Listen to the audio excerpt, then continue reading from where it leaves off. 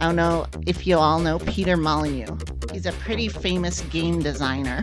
He made like Black and White, a couple of other God games. People really liked him until 2012. So in 2012, he releases this game called Curiosity. What's inside the cube? Like Curiosity, what's inside the cube?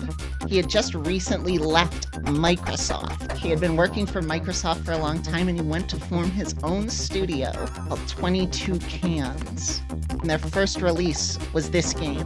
And Curiosity, what's inside the cube, was a quote-unquote social experiment. And it was made up of billions of little cubes, tinier cubes, just this one huge cube. And when you tapped on the cube, you got rid of the smaller cubes. And it went crazy. There were millions of people tapping away at this cube.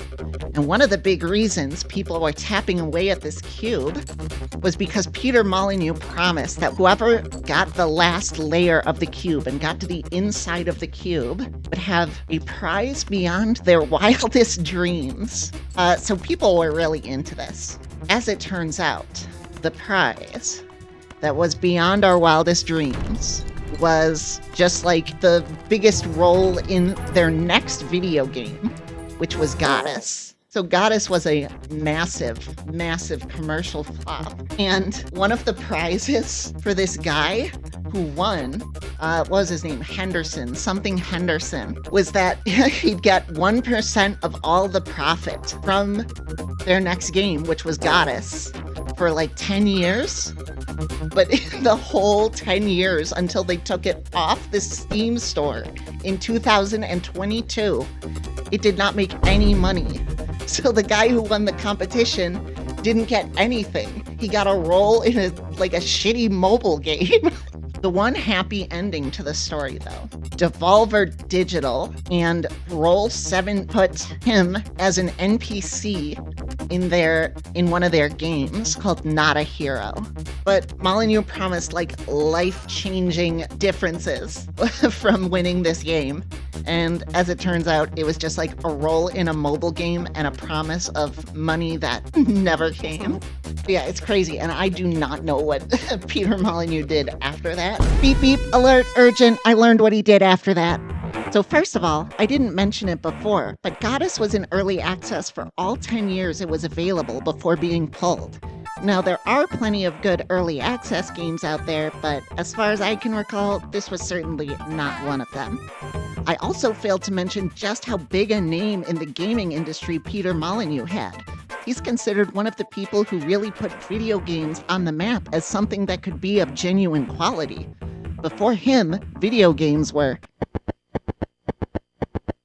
with the most revolutionary games being.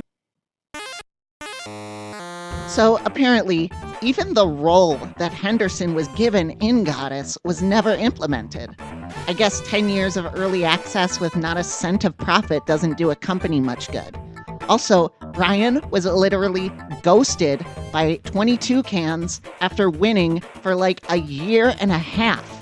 There's so much shit that happened after he won, so many ways he got stiffed. If you want to learn more about it, I highly recommend the article in the description by Wesley Yin Poole. In 2016, 22 Cans released The Trail, a frontier journey for iOS only, and it was given pretty decent reviews.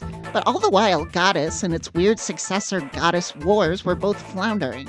Whatever money it made was not enough to save the studio from layoffs in 2021. However, bubbling under the surface this whole time, Peter Molyneux was working. He promised that something big was coming, a spiritual successor to his greatest hits like Black and White, Populous, and Dungeon Master. And in late October of 2023, it was finally time to release a fucking NFT game. That's right, fuckers. He's into crypto metaverse NFTs now. Who the could have seen it coming? In conclusion, shoutouts to all the people who worked at his old publishing houses like Bullfrog and Lionhead, and even the people who worked at 22 Cans, who clearly made great games and tried their hardest despite this egomaniac leading them, not because of it.